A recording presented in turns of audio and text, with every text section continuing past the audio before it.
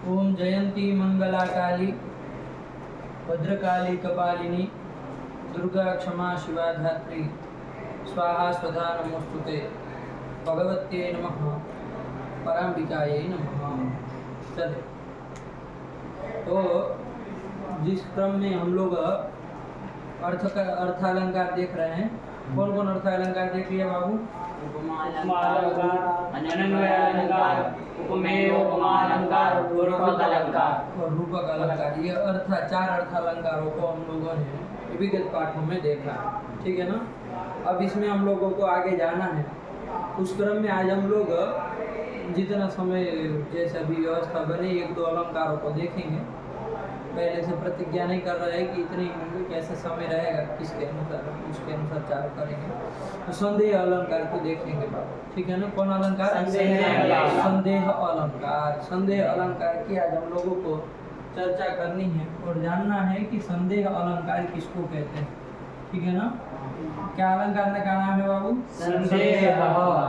और काव्य प्रकाश इत्यादि में इसका ही दूसरा नाम ऐसा मिलता है, ससंदेह। ये सभी मिलता है, ठीक है ना। बहुत जगह संदेह कहो तब भी वही है, ससंदेह कहो तब भी वही है। वस्तुतः संदेह अलंकार ही नाम ठीक है, ठीक है नहीं। संदेह कह दिया तो हो गया, लेकिन कहीं कहीं बहुत ग्रंथों में ससंदेह ऐसा नाम भी मिलता है, तो यही अलंकार है। ऐसा मत समझिए कि कोई दूसरा अलंकार हो गया, ठीक है ना। ये शिक्षण कर रहा है कि नहीं कर रहा है? 16 पे धीरे धीरे करेगा तो कितने पे जल्दी करेगा?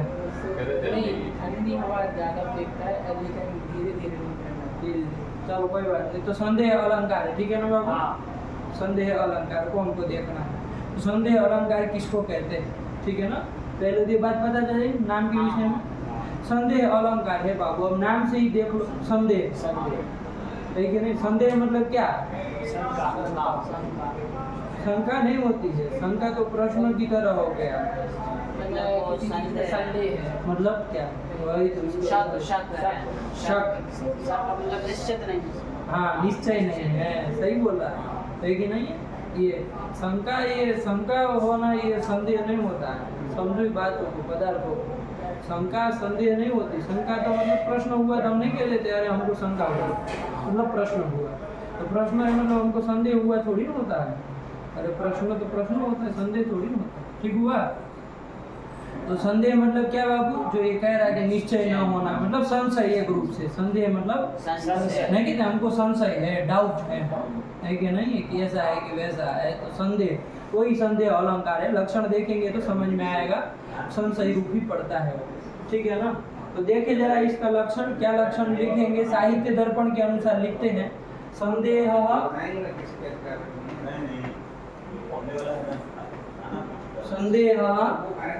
प्रकृतेन्यस्य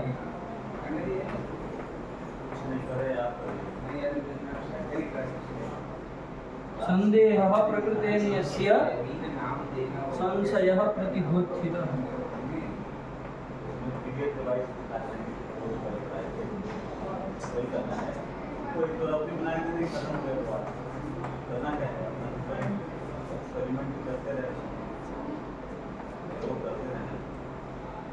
ये कर दिया, समझिएगा। संदेह प्रकृतेन्यस्य संशयः प्रतिबोधितः। समझ में आ रहा है ना? प्रतिबोधितः आया कि नहीं? ये लक्षण है। कहाँ का है बाबू? साहित्य दर्पण का है। ये भी ध्यान रखना, उसी के अनुसार देख रहे हैं, ठीक है ना। बस एक ही का जाने तो भी बहुत बड़ी बात है। बात वही है। संदेहः प्रकृतेन्यस्य संशयः प्रतिबोधितः। बोलो तो सर क्या हुआ? संदेहः प्रकृतेन्यस्य संशयः प्रतिबोधितः। प्रतिबोधितः। हाँ बोलो तुम। संदेहः प्रकृतेन्यस्य संशयः प्रतिबोधितः। आया कि नहीं? प्रकृते किसमें बाबू? प्रकृते। प्रकृति मतलब बाबू उपमेय। प्रकृति मतलब उपमेय। अन्यस्य, समझ लो फिर लिखना। प्रकृति मतलब उपमेय। अन्यस्य, अन्य कौन होता है? जब उपमेय इधर लिया उपमान, तो अन्यस्य मतलब उपमानस्य संशयः संदेहः अलंकार। यही संदेह अलंकार है। उपमेय में उपमा अन्य का मतलब उपमान का संशय होना, संशय। लेकिन उपमेय में उपमान का संशय होना, संशय यही क्या है बाबू? संदेह है। तो देखो संशय संदेह, यही तो आया। संशय को ही संदेह कहेंगे, संदेह अलंकार कहेंगे। लेकिन कोई भी संदेह है तो संशय है तो हम संदेह अलंकार नहीं कहेंगे। उपमेय में उपमान का यदि संशय है, किसमें नयन में उपमान का संशय है तो वो संशय को ही संदेह कहेंगे। आया कि नहीं? एक उसमें लगा दिया कि वो संशय जो है वो कैसा होना चाहिए? प्रतिबोधित। आया कि नहीं? संशय में विशेषण दे दिया प्रतिबोधित। प्रतिभा से वो उत्थित हुआ होना चाहिए। प्रतिभा से मतलब विलक्षण बुद्धि से। प्रतिभा किसको कहते हैं? नहीं कहते तो बोला प्रतिभा वाला। प्रतिभा मतलब विलक्षण बुद्धि। बुद्धि को नहीं कहते, बुद्धि तो सबके पास होती है, लेकिन प्रतिभा नहीं कहते हैं। प्रतिभा होती है जो कम लोगों के पास होती है। प्रतिभा कहते हैं विलक्षण बुद्धि। प्रतिभा कहते हैं विलक्षण बुद्धि। तो प्रतिभा से जो उत्थित मतलब विलक्षण बुद्धि से जो उत्थित मतलब उत्थापित जो संशय होता है उसी को क्या कहेंगे? संदेह अलंकार कहेंगे। बात समझ में आया है? फिर से एक बार अन्वय देखें। प्रकृति मतलब उपमेय, ये इसको लिख लेना खाली, ये दो लाइन जो लिख रहे हैं ना, अन्यस्य बराबर उपमानस्य, ये लिख लेना। क्योंकि बाकी सब शब्द तो आप जान ही रहे हैं, बस ये थोड़े शब्द रहते हैं इसको पकड़ लें। प्रकृति बराबर उपमेये और अन्यस्य बराबर उपमानस्य। उपमानस्य। आया कि नहीं? यही तो संदेह अलंकार है कि उपमेय में उपमान का जो प्रतिभा के द्वारा उत्थापित जो संशय है, विलक्षण बुद्धि के द्वारा उत्थापित जो संशय है, वही संदेह अलंकार है। इतनी सी बात है। आई चेतु समझ में? क्या हुआ बोलो बाबू? कि उपमेय में उपमान उपमान का जो संशय है वो संशय भी कैसा संशय? प्रतिभाशाली, प्रतिभा से उत्थित मतलब उत्थापित, प्रतिभा से किया गया वो जो। ऐसे ही संदेह कर दिया कोई छोटे मोटे, अरे ये पेन है कि ये लकड़ी है, ये कौन संदेह अलंकार थोड़ी ना हुआ? संदेह तो हो गया, लेकिन ये थोड़ी ना वो प्रतिभा से उत्थापित है। अपनी कवि अपनी प्रतिभा के द्वारा यदि वो संदेह को प्रकट करता हो। अब इसका दृष्टांत देखेंगे ना तो समझ में आएगा। आएगा ना? प्रतिभा से वो संशय क्या होना चाहिए? उत्थापित होना चाहिए। तो वो किया गया हो, ऐसा यदि हो संशय तो वो संदेह अलंकार कहते हैं। बात समझ में आई? नहीं आई? ये लिख लिए आप लोग। प्रकृति बराबर उपमेय और अन्य से बराबर उपमानस्य। उपमानस्य। यही तो हुआ। ठीक हुआ कि उपमेय में उपमान का जो संशय है वही क्या है? संदेह अलंकार है। बस ये बात है कि संशय जो है प्रतिबोधित होना चाहिए। प्रतिभा से मतलब विलक्षण बुद्धि से उत्थित होना चाहिए। अब एक तो दृष्टांत देखेंगे तो समझ में आ गया। इसको हटा दे अब थोड़ा, क्योंकि दृष्टांत वाला श्लोक थोड़ा लंबा चौड़ा है ना, बड़ा वाला है। तो कर ले क्वेश्चन, एक ही उसमें छोटा सा सरल सा अलंकार है। अब इसको देख के क्या है बाबू? अयम लिख लेना साथ ही साथ में, समय मत लगाना। अयम मार्तंडः, अयम मार्तंडः किं सखलु तुरगै सप्तभिरुतः, सखलु तुरगै सप्तभिरुतः। ध्यान से लिखना, कोई अक्षर समझ में नहीं आया तो पूछना बाबू। अयम मार्तंडः किम सखलु तुरगै सप्तभिरितः, सप्तभिरितः। ठीक। विषाणुः किम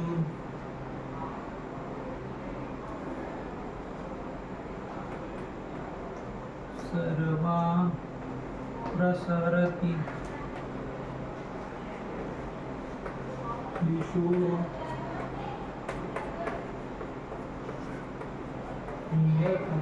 बहुत सुंदर श्लोक है बाबू, है कि नहीं?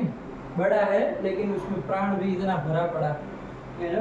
कृशानु किम सर्वा प्रसरति दिशो नैष नियतम।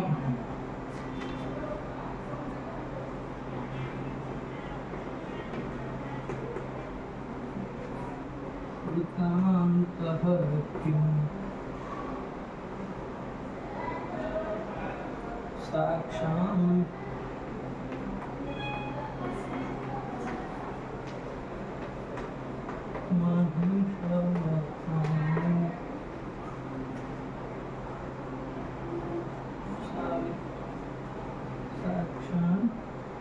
महिषवहनं सा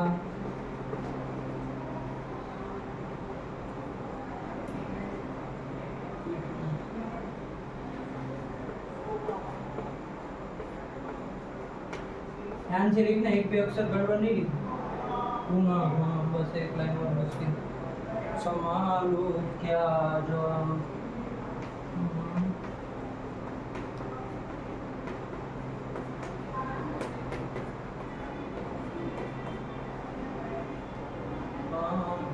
विदधति विकल्पान् प्रतिपटा।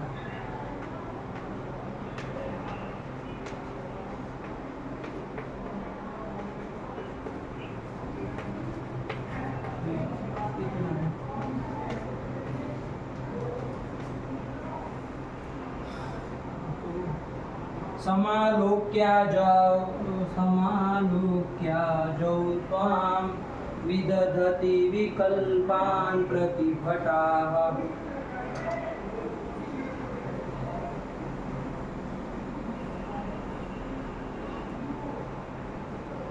लिख लिए फटक से। क्या चुटू बोलो, अयम मार्तंडः किम, विसर्ग नहीं किए इधर।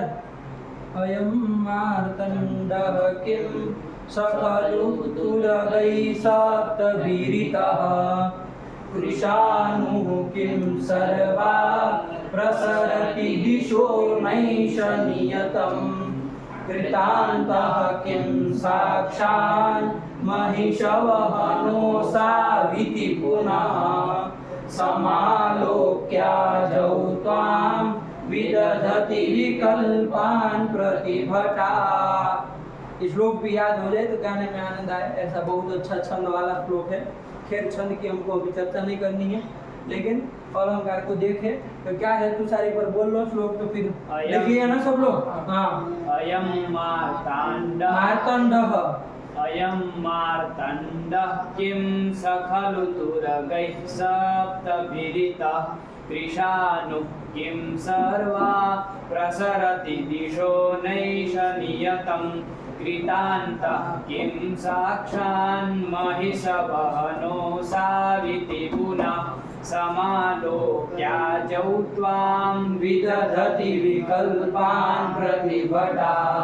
आया, बहुत सुंदर श्लोक है बाबू। संदेह अलंकार है इसमें, लेकिन नहीं क्या है संदेह अलंकार, थोड़ा समझे श्लोक के अर्थ को तो समझ में आए कि क्या कहना चाह रहे हैं, है कि नहीं है।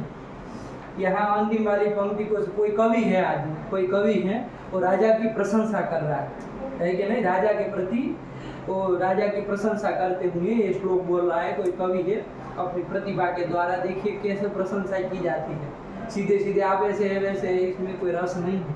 देखो प्रशंसा करने का तरीका जानिए तो ये कवि लोग कर पाते हैं कि कैसे प्रशंसा करते हैं। राजा की प्रशंसा कर रहे हैं कोई कवि, तो क्या कह रहा है कि आजो, आजो मतलब जानते हैं, आजो मतलब संग्राम में, आजो मतलब संग्राम में त्वाम विलोक्य मतलब हे राजा, संग्राम में त्वाम मतलब तुमको, विलोक समालोक्य मतलब देख करके, प्रतिभटा मतलब सामने वाले जो पक्ष है उसके जो सैनिक है उसको क्या कहा जाता है, प्रतिभट कहा जाता है। वो प्रतिभटा विकल्पान विदधति।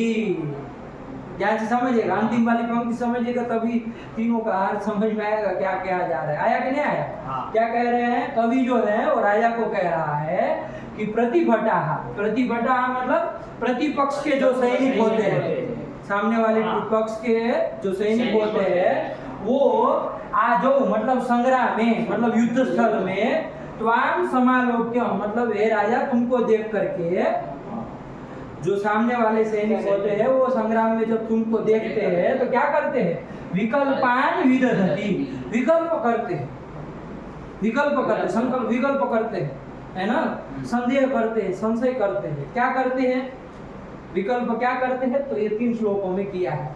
राजा जब उधर से आता है वो वाला है कि नहीं, जिसकी स्तुति। और राजा जब आ रहा है तो वो सैनिक लोग क्या विकल्प करते हैं, तो सैनिक लोग सोचते हैं अयम मार्तंडः किम, ये कर रहे हैं यहाँ से चल, क्या वो सोचते हैं अरे ये सूर्य है क्या, मार्तंड मतलब सूर्य। सूर्य, मार्तंड किसको कहते हैं, सूर्य। सूर्य। आपको उसमें आया भी तो था मार्तंड, उसमें कौन अचोन्त्यादि में पर रूप के प्रसंग में आया था ना। तो अयम मार्तंडः मतलब अयम सूर्य है किम, ये सूर्य है क्या, ऐसा अचानक जब वो राजा को देखे वो सैनिक लोग तो क्या विकल्प करते हैं, तो कवि कह रहा है कि अयम मार्तंडः किम, ये सबसे पहला ये विकल्प किया, और ये सूर्य आ रहा है क्या उधर से, ऐसा विकल्प किया। फिर कहे, फिर वही सैनिक लोग फिर उसका स्वयं ही वो कर ले रहे हैं कि नहीं नहीं सखलु मतलब वो मार्तंडः, सह मतलब मार्तंडः मतलब सूर्य, सप्तभिः तुरगैः इतः, वो मार्तंड जो सूर्य है वो तो सप्तभी मतलब सात, तुरग मतलब घोड़े, अश्व से इतः मतलब युक्त, वो तो 7 ही घोड़ों से युक्त होता है। और ये जो आ रहा है तो हजारों घोड़ों से युक्त होके आ रहा है, ये सूर्य थोड़ी ना हो सकता है, सूर्य को तो कितने घोड़े होते हैं, 7 ही होते हैं। देखो प्रशंसा करना है कि नहीं है, करने का जरिया है कि नहीं। तो सैनिक लोग क्या सोचते हैं, पहले देखो बाबू संशय किया है, राजा ही है सामने खड़ा, जो राजा उपमेय है उसमें संदेह कर रहा है आदमी, जो सैनिक लोग है वो संदेह कर रहे हैं, क्या कर रहे हैं अयम मार्तंडः किम, अरे ये सूर्य है क्या। फिर स्वयं स्वयं क्या समझ रहे हैं कि सखलु तुरगैः सप्तभिरिता, स मतलब बाबू वो मतलब सूर्य, सप्तभिः तुरगैः इतः मतलब 7 अश्व से इतः मतलब युक्त भवति, 7 ही घोड़ों से युक्त होता है। और ये तो देखो हजारों घोड़ों के साथ आ रहा है, 1 2 5 7 घोड़े नहीं, हजारों घोड़ों के साथ आ रहा है, ये सूर्य नहीं हो सकता है। फिर कहा कि कृष्णानु किम, उसी राजा के लिए कह रहे हैं, वो सैनिक लोग विकल्प है, कृष्णानु किम, कृष्णानु मतलब समझते हैं अग्नि, और ये अग्नि आ रहा है क्या उधर से, राजा को देख के क्या समझ लो कृष्णानु किम, अरे अग्नि है क्या ये, अरे अग्नि है क्या। तो कहा ये संदेह किया राजा, फिर कह रहे कि नहीं नहीं ये अग्नि नहीं हो सकता है। क्यों नहीं हो सकता भाई, क्योंकि सर्वा प्रसरति दिशो नहीं से नियतम, मतलब ये सह मतलब कृषाणु, ये जो कृषाणु मतलब अग्नि है वो सर्वा दिशो न प्रसरति, वो सभी दिशाओं में नहीं प्रसरित होता है। अग्नि जो होता है आप लोग अपने से देखिए, वो सभी दिशा में वो बढ़ता है क्या, नहीं। अग्नि किस दिशा में रहता है, किस दिशा में आगे बढ़ता है, ऊपर की ओर बढ़ेगा, या तो वायु का जिस तरफ बह रही हो उस तरफ बहेगा, सब दिशा में नहीं ना प्रसरति, नियम है ना, वो सब दिशा में या तो ऊपर जाएगा ऊर्ध्वगमन करेगा, या तो वायु जिस दिशा में बह रहा है उसी दिशा में, ऐसा होता है कि नहीं होता। तो वो तो कृष्ण तो ऐसा होता है, राजा तो देखो सब ओर से जैसे बढ़ रहा है ऐसा लग रहा है कि नहीं, सब ओर से मतलब क्या हो रहा है, विस्तृत हो रहा है, प्रसृत हो रहा है, ऐसे लग रहा है कि जैसे फैल गया है पूरे चारों दिशाओं में, ऐसा लग रहा है।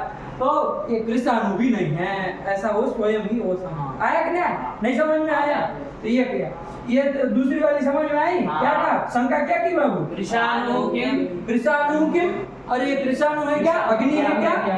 तो कहा नहीं, क्यों नहीं है, क्योंकि ये सह मतलब कृषाणु सर्वा दिशो न प्रसरति, सभी दिशाओं में न प्रसरति, नियतम मतलब नियम है ना, न प्रसरति, अरे कोई एक ही दिशा में वो प्रसरित होगा ना, प्रसार उसका एक ही दिशा में होगा। और ये तो देखो इसकी कीर्ति और ये राजा तो सब दिशाओं में प्रसारित हो रहा है, तो ये अग्नि नहीं है कि नहीं है। अच्छा फिर तीसरा वाला आया, तीसरा संदेह फिर से कर रहे क्या, कृतांतः किम, मतलब ये कृतांत है क्या, कृतांत मतलब जानते हैं, यम आ रहा है क्या सामने से, कृतांत मतलब यम, राजा के लिए, राजा को देख के वो सैनिक लोग क्या सोच रहे हैं, कृतांतः किम, ये यम है क्या, यमराज साक्षात अपना दंड लेके आ रहा है क्या।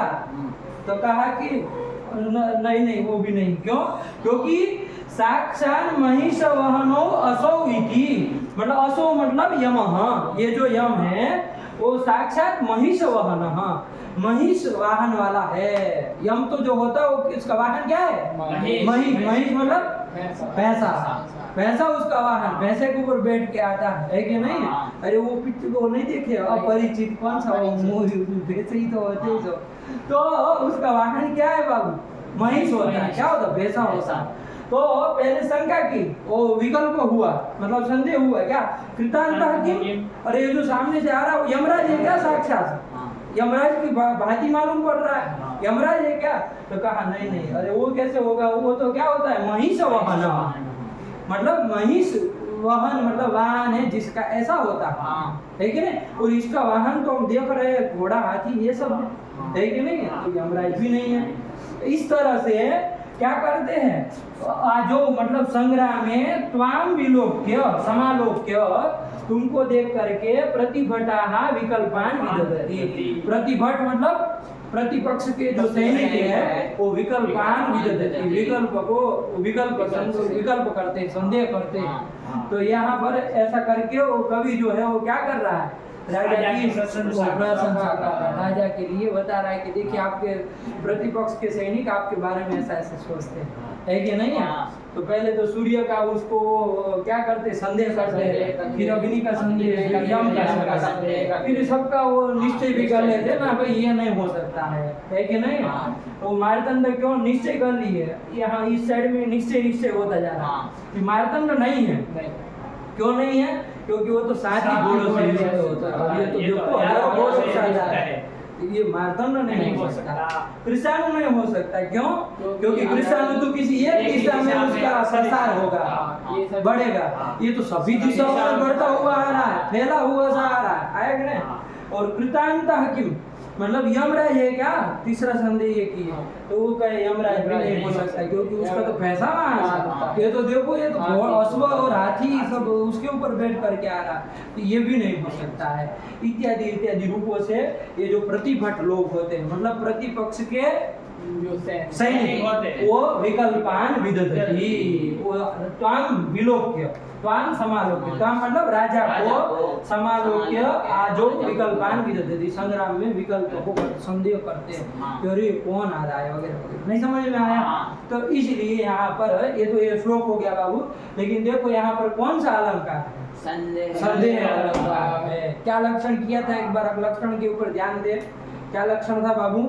संदेहः प्रकृतेन यस्य संशयः प्रतिबोधितः। प्रकृति मतलब उपमेय, उपमेय में किसका? उपमान का संदेह। उपमान है, उपमान की तरह है, ये सब नहीं बताया जा रहा है। ऐसा नहीं किया जा रहा है कि देखो राजा जो है वो मार्तंड की तरह है, किसकी तरह, ये सब नहीं किया जा रहा है। ध्यान दीजिएगा, तब तो फिर वो उपमा अलंकार ये सब हो जाए। आया कि नहीं आया? यदि कहने लगे कि राजा तुम तो मार्तंड की तरह हो, राजा तुम तो फलाने की तरह हो, तो उपमा हो जाएगी। ऐसा नहीं कह रहे। क्या किया जा रहा है? उपमेय में, उपमेय में मतलब यहाँ उपमेय कौन है? उपमेय राजा, राजा है। उपमेय कौन है? राजा। उस राजा में उपमान का संदेह कर रहे हैं। ये सब उपमान है बाबू, मार्तंड, कृषाणु, कृतांत, ये सब क्या है? उपमान है। उसका संदेह किया जा रहा है, किया जा रहा है क्या? और विलक्षण प्रतिभा के द्वारा, बुद्धि के द्वारा उत्थापित ये सब वो है। ऐसे ही सामान्य रूप से उत्थापित नहीं है, खाली संदेह कर देना कोई वो बात नहीं हुई। संदेह अलंकार थोड़ी हो जाता है, खाली संशय कर दिया। लेकिन प्रतिभा से द्वारा, अपनी प्रतिभा के द्वारा देखो ना कैसे वो उत्थापित किया जा रहा है संदेह, है कि नहीं है? तो किस में किसका उपमान हो रहा है? वो संदेह हो रहा है, संशय हो रहा है।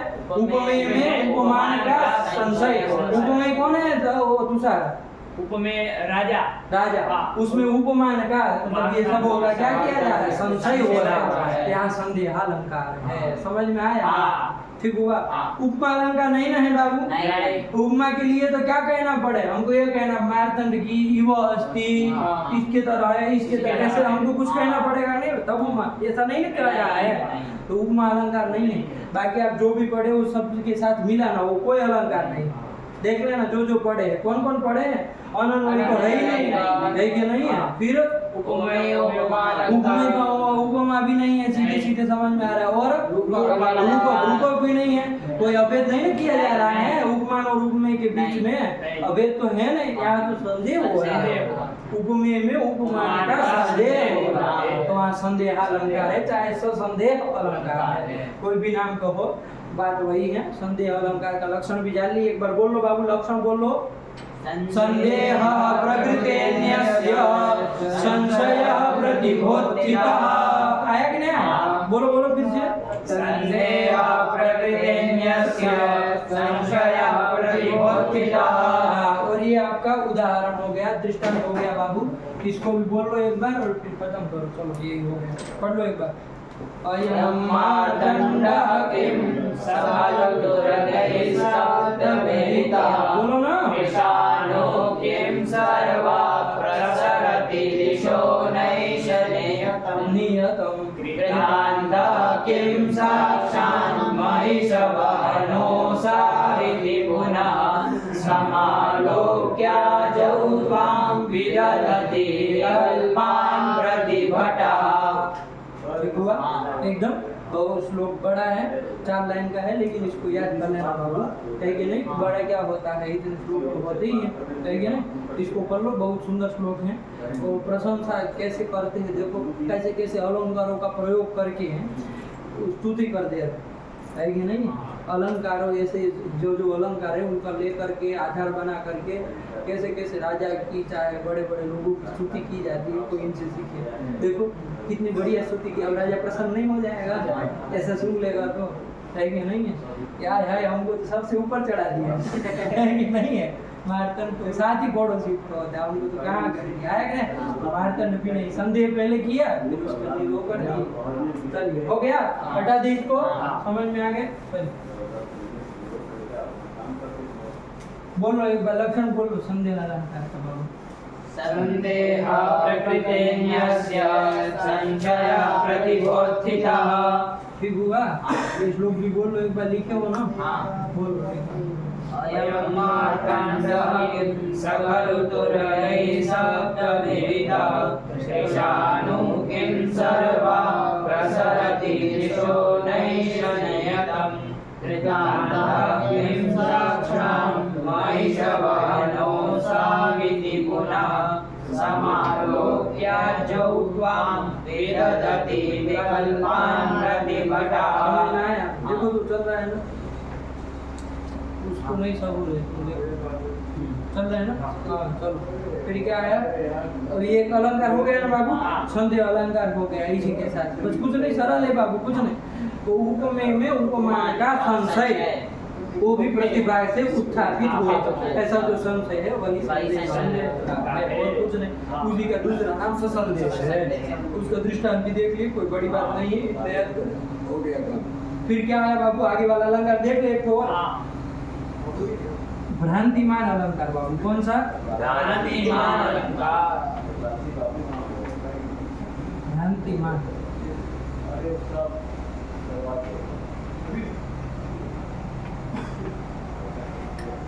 भ्रांतिमान अलंकार, भ्रांतिमान ही नाम है अलंकार।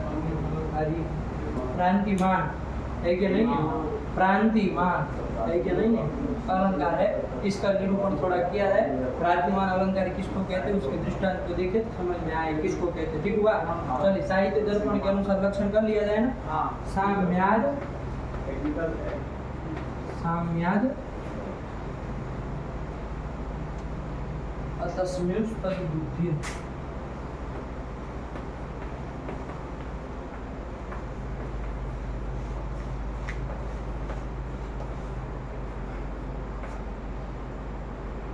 तस्मिन् तद्बुद्धिर् भ्रांतिमान प्रतिबोधितः।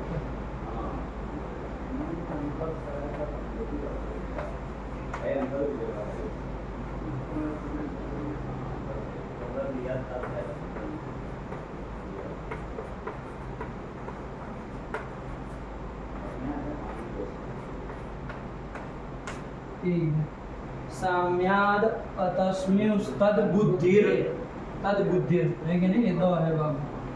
अतस्मिंश तद्बुद्धिर् भ्रांतिमान प्रतिबोधितः। बस इतना ही तो है। लक्षण छोटे छोटे लाइनों में होता, कुछ नहीं होता, बस इतना याद रहे तो कभी मारना खाए कहीं पर भी आप पहचान कर सकते हैं कि भाई कौन सा अलंकार। लेकिन ये सब सिद्ध हो, वरना उपमा का कहे और उपमेय का निकल हो, उपमेय उपमा का लक्षण निकालने लगे, उसका कहे उसका निकालने लगे तो फिर गड़बड़ चढ़ना। ठीक हुआ? याद करते ही नहीं करते? पिछले अलंकारों का लक्षण उदाहरण तो याद किए। चलिए तो बस ये देख लेते हैं, एक तो और है कि नहीं, 2 हो जाए आज तो बस पर्याप्त है। चलिए भ्रांतिमान अलंकार किसको कहते बाबू? साम्याद अतस्मेव तद्बुद्धिर भ्रांतिमान प्रतिबोधितः। ठीक है ना? कि साम्याद मतलब साम्य होने के कारण है कि नहीं है? अतस्मिन तद बुद्धि मतलब जो जैसा नहीं है उसमें वैसी बुद्धि हो गई है कि नहीं है? तो वहां पर क्या होता है? भ्रांतिमान अलंकार होता है। प्रतिबोधित जैसे उसमें भी था वैसे यहाँ पर भी आया कि नहीं? कि प्रतिभा से उत्थित हो। आया कि नहीं? देखो क्या कह साम्यात अस्तस्मिन तद बुद्धि मतलब जो जैसा नहीं है उसमें भी वैसी बुद्धि हो गई। आया कि नहीं? जैसे देखो आप रज्जू पड़ी है, रज्जू मतलब समझते हैं? रज्जू मतलब रस्सी। रस्सी पड़ी है, रात का अंधेरा है कि नहीं है? अंधेरे में आप उसको कहीं लटकती हुई देख ले तो आदमी तो फड़फड़ा के भाग जाए वहां से, है कि नहीं है? तो क्या हो गया उसमें? तो रज्जू में क्या रज्जू थी वो सर्प है क्या? नहीं। लेकिन उसकी क्या बुद्धि हो गई? उसमें सर्प बुद्धि हो गई कि नहीं हो गया? तो उसको सर्प समझ लिया। तो इसी को कहते क्या? अतस्मिन सद्बुद्धि। अतस्मिन मतलब वो था नहीं लेकिन तद्बुद्धि हो गया, ऐसा हमने समझ लिया, जान लिया। अतस्मिन तद्बुद्धि ये इतने उसको समझो, ठीक है ना? हमारे यहाँ अलंकार नहीं है उसमें, वो तो हम खाली समझा रहे इतने उसको कि अतस्मिन तद्बुद्धि। अतस्मिन तद्बुद्धि ही मतलब वो नहीं है उसमें वैसी बुद्धि हो जाए। हाँ, जैसे रज्जू जो है वो सांप है क्या? नहीं है। सांप नहीं है लेकिन उसमें सांप की बुद्धि हो गई है। आया कि नहीं? तो इसी बुद्धि को क्या कहते हैं? अतस्मिन तद्बुद्धि ही। आया कि नहीं? खाली इतना समझिए। अब यहाँ पर हम भ्रांतिमान का लक्षण समझे कि भ्रांतिमान अलंकार कहाँ होता है? तो साम्य होने के कारण अतस्मिन तद्बुद्धि अत्यंत साम्यता जिसके कारण हमको क्या हो गया? अतस्मिन तद्बुद्धि मतलब जो जैसा नहीं था उसमें वैसी बुद्धि हमको हो गई। आया कि नहीं? अभी दृष्टांत देखेंगे तो स्पष्ट होगा। ऐसा जो प्रतिबोधित जो होता है वो भ्रांतिमान अलंकार होता है। आया कि नहीं आया? ऐसे ही सामान्य अब आप इसका दृष्टांत ये बताने लगे कि रज्जू में सर्प की बुद्धि हो गई, तो यहाँ कौन ये इसमें तो कोई अलंकार प्रतिबोधित नहीं ना है। यहाँ पर कोई प्रतिभा नहीं, तो भ्रम हो गया, अंधेरे के कारण ये हो गया, है कि नहीं है?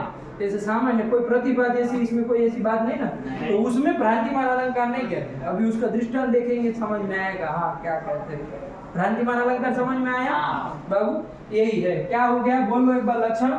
साम्यात् अतस्मिन तद्बुद्धिर् भ्रांतिमान प्रतिबोधितः। यही तो कर दिया कि साम्य के कारण समानता के कारण अतस्मिन तद्बुद्धि है कि नहीं है? वो पदार्थ वो नहीं है लेकिन उसमें तद्बुद्धि हो गई।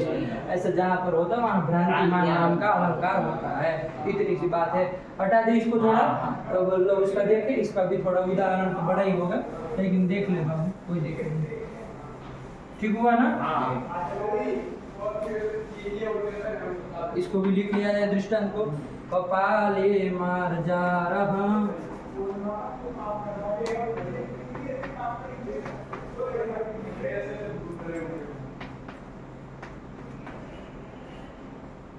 कपाले मार्जारः पय इति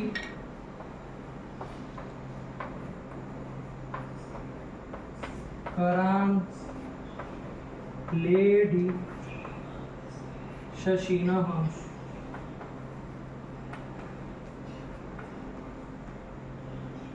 थोड़ा अक्षर देखिएगा। कपाले मार्जारः पय इति करां लेडि शशिनः।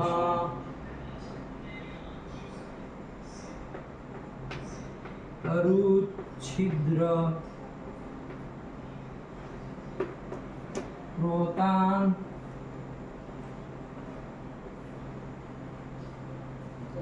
विषमिति करी संकलयति।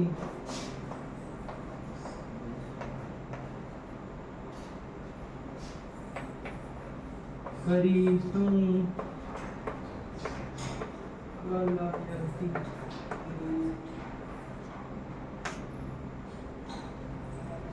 रतान्ते तल्पस्थान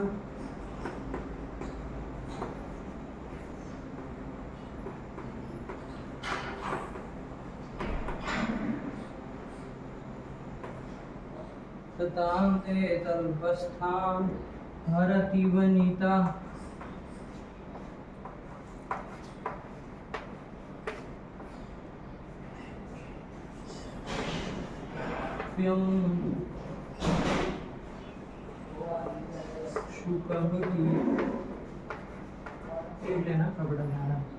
वनिताप्यं शुकमिति ये साथ में रहे प्रभामत्तश्चन्द्रो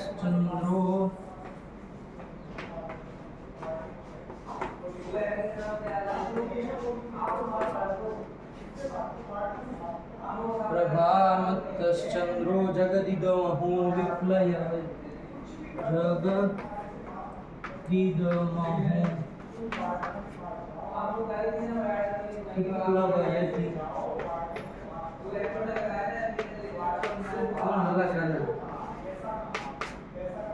विप्लवयति। बस यही हो गया, काम खत्म बाबू। कपाले मार्जारः पयति कराले विशशिनः। बाहर फटाक से लिख लिया। तरुच्छिद्र प्रोतान् विषमिति करी संकलयति रतान्ते तल्पस्थान् हरति वनिताप्यं शुकमिति प्रभामत्तश्चन्द्रो जगदिदमहो विप्लवयति। आया कि नहीं? अभी नहीं लिखा तू साल में तो क्या तुम घंटा बजा रहे थे जब बोल रहा था तुम? बोलो। कपाले मार्जारः पयति कराले विशशिनः तरुच्छिद्र प्रोतान् विषमिति करी संकलयति रतान्ते तल्पस्थान् हरति वनिताप्यं शुकमिति प्रभामत्तश्चन्द्रो जगदिदमहो विप्लवयति। आया कि नहीं? चलो, ये एक श्लोक है जिसमें जो कवि हैं वो भ्रांतिमान अलंकार को लेकर के चंद्रमा की जो चांदनी होती है ना, उसका सौंदर्य बता रहा है कि नहीं? भारत की जब अब चांद के ऊपर जाने के ऊपर उसमें है कि नहीं, पहुंच भी गया ऐसा कह देते हैं, तो पहुंच भी गया, क्या कहें अब उसकी। लेकिन फिलहाल प्रकृति में देखे कि जो उसकी चांदनी है, चंद्रमा की जो चांदनी है, उसका वर्णन कर रहा है कवि जो है वो, है कि नहीं? देखिए उसका सौंदर्य बता रहा है कि कैसा सौंदर्य है। याद करिए वो पूर्णिमा के चांद को एक बार, है कि नहीं? तभी ये श्लोक को समझ पाएंगे। पूर्णिमा के चांद के और उसकी जो सफेद सफेद एकदम चांदी जैसी किरणें निकलती है जब उसकी, है कि नहीं? चंद्रमा से जो शीतल शीतल निकलती है कि नहीं निकलती? तो देखिए उसी का वर्णन, वो चांदनी का वर्णन कवि करने जा रहा है। भ्रांतिमान अलंकार का प्रयोग किया। देखिए क्या होता है, क्या कह रहे हैं? कपाले मार्जारः पयति कराले विशशिनः। आया कि नहीं? कपाल, कपाल मतलब समझते हैं, खोपड़िया जो होती है ना, वो है कि नहीं है? वो तांत्रिक लोगों को देखे ऐसे ही उसको क्या कहते हैं? कपाल। तो वो कपाल है, मतलब उस कपाल में क्या, वो जब कपाल पड़ा है, मान लीजिए वो पूर्णिमा का चंद्रमा और पूर्णिमा की रात है, कपाल पड़ा हुआ है, और उसमें जो वो चंद्रमा की सफेद सफेद अनुभव करिएगा साथ ही साथ में, तभी समझ पाए कवि क्या कहना चाह रहा है कि नहीं है? वो जो कपाल है उसमें आपका वो जो चंद्रमा की जो किरणें हैं सफेद सफेद, वो जब उसमें गिरेगी, उसमें पड़ेगी, तो वो जो मार्जार होता है ना, मार्जार मतलब बिड़ाल को, बिलाड़ी, वो क्या कहते हैं उसको हिंदी में? आप लोग क्या कहते हैं बिड़ाल को? अरे बिल्ली जो होती है, वो जो बिल्ली होती है वो क्या समझती है? उसको पई समझ लेती है। वो पई मतलब दूध समझती है। जब वो चंद्र शशि की जो कर मतलब किरण है, वो जब उसमें वो कपाल में जब पड़ते हैं वो सफेद सफेद एकदम से, है कि नहीं है? तो वो मार्जार जो बिल्ली होती है वो क्या करने लगती है बाबू, पय इति, ये दूध है ऐसा सोच करके शशि नह करान लेडी, शशि के मतलब चंद्रमा के, करान मतलब किरणान लेडी, किरण को चाटने लगती है कि नहीं? ऐसा देखो कभी क्या आपको गुल खिलाएगा, आया कि नहीं? तो है वो चंद्रमा की किरण है, लेकिन वो मार्जार जो बिल्ली है वो कपाल में जो वो शशि के कर मतलब किरण पड़े हैं उसको क्या समझ ली, पय इति, पय है ऐसा सोच करके वो शशि के किरणों को चाटने लगती है, ऐसे ऐसे करके, है कि नहीं है? तो देखो ये होता है और स्वाभाविक बात हो ही जाएगा, नहीं हो जाएगा? तो चंद्रमा की किरणें होती ही इतनी शुभ्र शुभ्र होती है, सफेद सफेद सी, ये अच्छे अच्छों को भ्रम हो जाए तो बिल्ली की बिचारी की क्या हो, है कि नहीं? वो आपकी तरह महाविद्यालय में पढ़ने गई नहीं है कि नहीं? तो वो इतना, है कि नहीं? चलिए वो पढ़ी लिखी मूर्ख नहीं है आपकी तरह, समझ में आया कि नहीं आया? अब किसकी प्रशंसा होगी आप ही समझ लीजिए, आया कि नहीं आया? तो क्या बोलती हुई, कपाले मार्जार पय इति करान लेडी शशिनः करान लेडी, शशि के मतलब किर चंद्रमा के, करान मतलब किरणान, लेडी मतलब चाटते है कौन, मार्जार है कि नहीं? कहाँ पर चाटती, कपाल में, तो जो कपाल पड़ा उसमें क्या सोच के, पय इति, पय समझ कर, समझ में आया? ये समझ में आया? ये इसका काम था। अब देखो इसमें क्या कह रहे हैं, तरु छिद्र प्रोतान विषमिति करी संकलयति, तरु, तरु मतलब जानते हैं वृक्ष, वृक्ष है कि नहीं? उसके जो छिद्र मतलब पत्ते, वो वृक्ष में पत्ते लगे होते हैं कि नहीं लगे होते, तो बीच में जगह होती है, एकदम सट के थोड़ी लगे होते हैं। तो आप विचार करिए जब चंद्रमा उस पर होगा और उसकी किरणें आएगी, जब उस दो पत्तों के बीचों में से, छिद्र में से, तो वो सफेद सफेद जो निकलती है ना वहां से किरणें चंद्रमा की, फीलिंग करिए होती है कि नहीं? निकलती है। तो उसको करी मतलब हाथी जो होता है वो उसको क्या समझता है, विषमिति, विष समझ लेता। विष मतलब कमल होता है, कमल उसकी एक डंडी लगी रहती, कमल लाल देखे हैं, तो वो समझ लेता है। वो क्या समझ लेता है, वो जो सफेद वो किरणें निकले उसको लगता है कि कमल की नाल है, तो वो करी हाथी वहां जाके क्या करता है, उसको ऐसे ऐसे लपटने की कोशिश करता है अपनी सूंड से, है कि नहीं, कि मैं ले लूं। वो काम अक्सर यही करता है। वो कमल आप देखिए जल में कि कहीं पर भी लगा होगा तो हाथी जाके क्या करेगा, अक्सर आपने मूवी में कहीं देखा होगा, ऐसे वो नाल को पकड़ करके उठा लेता है, तो वो नाल पकड़ता है, बार बार उसकी आदत होती है। तो यहाँ पर बेचारा भ्रम में वो हो जा रहा है उसको, है कि नहीं? चंद्रमा की इतनी सफेद सफेद किरणें, देखिए कवि ने कहाँ से पकड़ा है कि नहीं है, कहाँ से लाए? वरना हम लोग भी चंद्रमा को देखते हैं, हम लोग को कभी ऐसा नहीं ख्याल है, लेकिन उनको पूरा वृक्ष वृक्ष सब समझ में आया कि जब वृक्ष के तरु के छिद्र में से, तरु मतलब वृक्ष, उसके छिद्र में से प्रोता निकले हुए जो आपके कौन होते हैं, शशि नह करान मतलब शशि की किरण, उसका अन्वय सब जगह करना है। उसको विषमिति मतलब उसको बीज समझ करके, बीज मतलब बाबू मृणाल, मृणाल, मृणाल मतलब वो कमल का नाल, कमल की नाल समझ करके करी संकलयत, करी जो हाथी हो उसको संकलित करना चाहता है, ऐसे कि हम ले ले कमल की नाल हो ऐसा, लेकिन उसको समझ में नहीं कि वो चंद्रमा की किरण है और उसको कैसे पकड़ लो। तो इतनी मतलब कमल की नाल की तरह एकदम सी होती, आया कि नहीं? तो ये बता दिया। और ये इसके समझ में आया, पढ़ो बाबू, तरु छिद्र प्रोतान विषमिति करी संकलयति, समझ में आया? सबको कहीं ना कहीं भ्रम हो रहा है, कहीं बिड़ाल को, कहीं हाथी को, है कि नहीं है? बिड़ाल कुछ समझ ले रहा है, दूध समझ ले रहा है, करी जो है वो ये समझ ले रहे, कुछ कुछ सबको भ्रम हो रहा है, अतस्मित बुद्धि हो रही है। जो जैसा नहीं, वो चंद्रमा की किरणें है ना, तो दूध थोड़ी ना है, लेकिन अतस्मित बुद्धि हो गई, तो भ्रांतिमान अलंकार है। ऐसे ही यहाँ पर वो मृणाल थोड़ी था, अरे कमल की नाल थोड़ी थी, वो चंद्रमा की किरण थी ना, तो छिद्र से निकल के आई तो आपको ऐसे लकीर की तरह दिखी ऐसी वाली, तो आपको लो हाथी को लगाए, तो देखो वो थी नहीं, लेकिन उसको समझ लिया अतस्मित बुद्धि, तो भ्रांतिमान अलंकार। तो भ्रांतिमान अलंकार के द्वारा कवि क्या कर रहे, चंद्रमा की चांदनी का वर्णन कर रहा है, ऐसी ऐसी चांदनी लगती है उसकी, चंद्रमा की चांदनी। और क्या है तीसरा वाला देखे, क्या है बाबू, रतांते तल्पस्थान हरति वनिताप्यं सुखमिति। आया कि नहीं? वनिता, वनिता मतलब पत्नी, है कि नहीं है? पत्नी रतान्ते, रतस्य अन्ते रतान्ते, रति क्रीड़ा अपने पति के साथ कर ली जब, है कि नहीं है?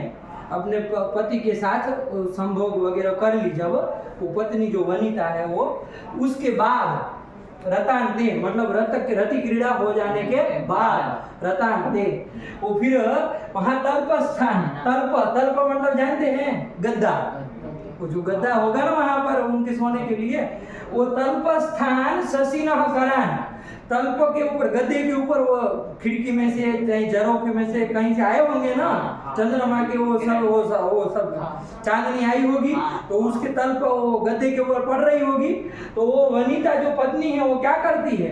अंशुकमिति मतलब वो समझ लेती कि अंशुक है, सफेद सफेद कोई वो कपड़ा है कि नहीं है, ऐसा समझ करके वो क्या करने लगती? हरति मतलब वो समेटने लगती है, ऐसा समझती। समझे कि नहीं समझे बात को? ध्यान से पकड़िए एक हिंदी क्या कह रहे हैं, फिर से बता रहे एक बार। रतान्ते मतलब वनिता जो है, पत्नी जो है वो रतान्ते रति क्रीड़ा हो जाने के बाद, जब कवि है भाई उसको तो जो समझ में आए वो समझिए सब लोग आती है, तो रतान्ते रति क्रीड़ा कर लेने के बाद जब वो क्या होता है? तल्प स्थान, तल्प में स्थित जो शशि की किरणें हैं, चांदनी है, उसको अंशुकमिति अंशुक समझ लेते हैं। अंशुक मतलब जाए नहीं समझे, अंशुक मतलब सफेद कपड़ा पहनने वाला नीचे के साइड में, है कि नहीं है?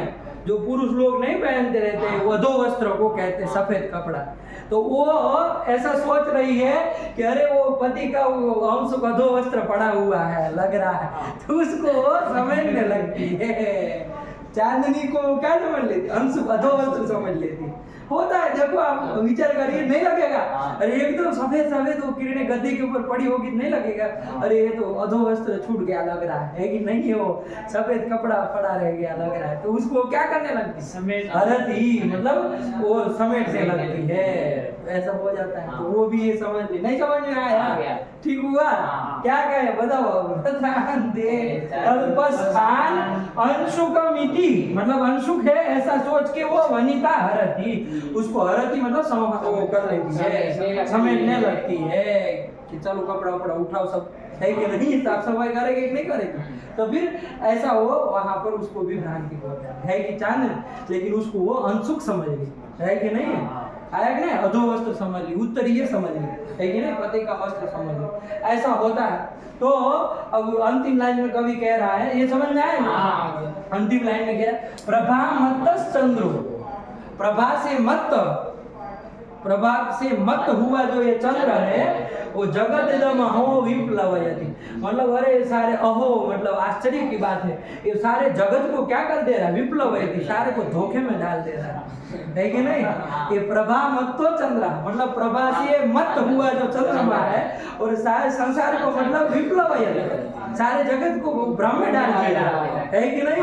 बिचारे को मार्जार को दूध भ्रम करा दिया, हाथी को वो भीषम मतलब वो कमल किनारे ऐसा भ्रम करा दिया, वो वनिता पत्नी को अंशु के कपड़ा है ऐसा अधो वस्त्र ऐसा उसको भान करा दिया।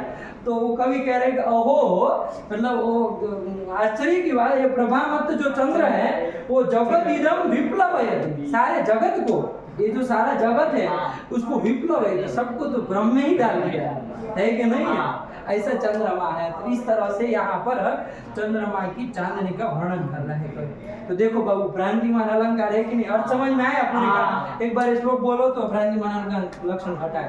कपाले मार्जारः पयति कराले शशिनः तरुच्छिद्र प्रोतान् विषमिति करी संकलयति रतान्ते तल्पस्थान् हरति वनिताप्यंशुकमिति प्रभामत्तश्चन्द्रो जगदिदमहो विप्लवयति।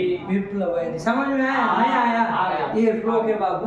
अब भ्रांतिमान यहाँ अलंकार है कि नहीं हम देखें तो क्या कहा था बाबू भ्रांतिमान अलंकार का लक्षण? साम्यात् अतस्मिन् तद्बुद्धि भ्रांतिमान प्रतिबोधितः। तो कवि की प्रतिभा से उठती थे, विलक्षण बुद्धि से ही उठती थे। सामान्य लोगों का काम नहीं इस तरह से निकल रहा है कि नहीं है? कितनी पहली दृष्टि होती होगी कवियों की, विचार तो करिए।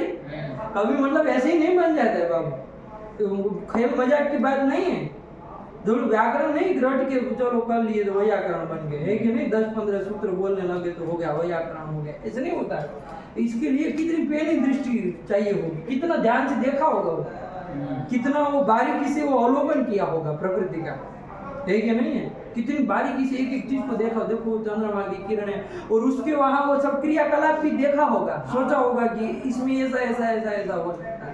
तो भ्रांतिमान अलंकार है, तो कह रहे हैं साम्याद अतस्मिन् तद्बुद्धि, साम्य के कारण अतस्मिन् जो नहीं है वो, लेकिन उसमें तद्बुद्धि हो गई। जैसे एक एक में देख लो बाबू, साम्य होने के कारण देखो, साम्य है ना, शशि की किरणों का और पै का साम्य है, तो साम्य होने के कारण वो शशि की किरण जो दूध नहीं है उसमें भी बिल्ली को क्या हो जा रहा है? दूध की बुद्धि हो जा रही है।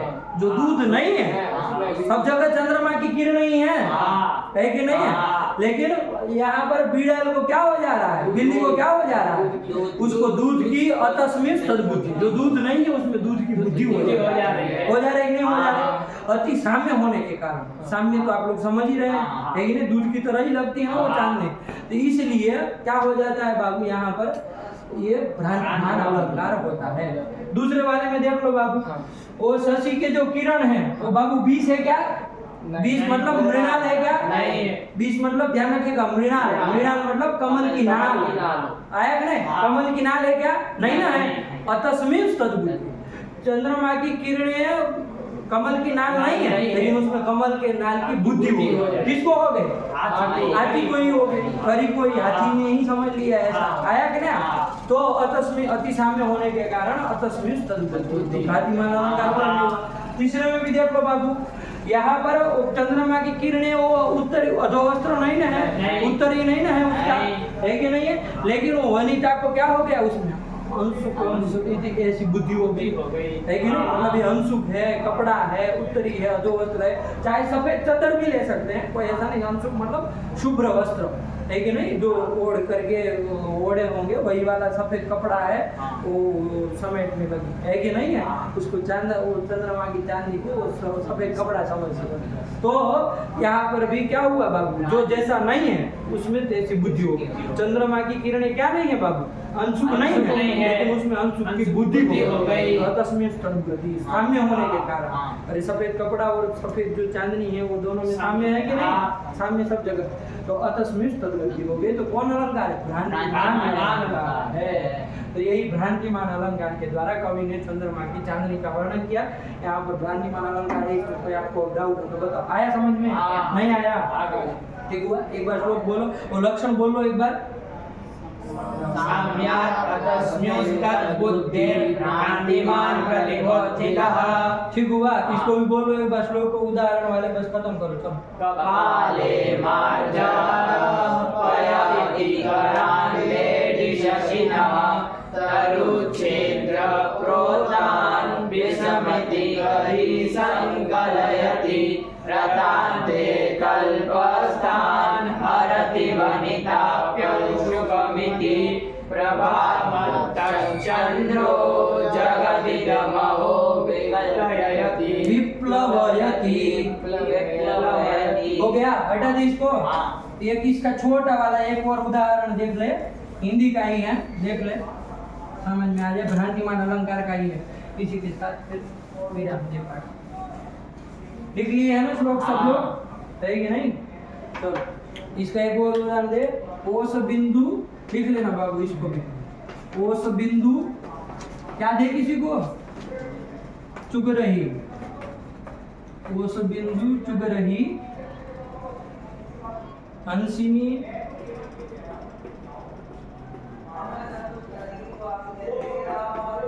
कौन है ये झगड़ा कर रहा है? मोती उसको जान।